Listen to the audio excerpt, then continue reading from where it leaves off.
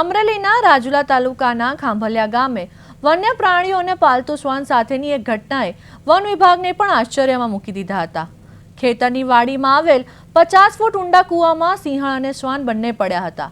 આશ્ચર્યની વાત એ છે કે આટલી ગંભીર સ્થિતિમાં પણ સિંહણે શ્વાન પર હુમલો કરવાનું ટાળ્યું હતું, જે જંગલના રાજાની સંવેદનશીલતા દર્શાવે છે।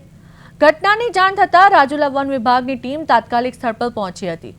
રેસ્ક્યુ ઓપરેશન ખૂબ જ જટિલ હતું, કારણ કે કૂવો ઊંડો હતો અને પ્રાણીઓ ગભરાયેલા હતા।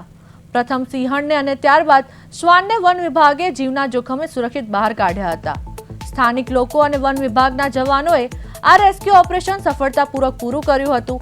હાલ સિંહણની તબિયત સામાન્ય હોવાનું જણાય છે, છતાં વધુ સાવચેતી માટે તેને એનિમલ કેર સેન્ટર રાખવામાં આવી હતી।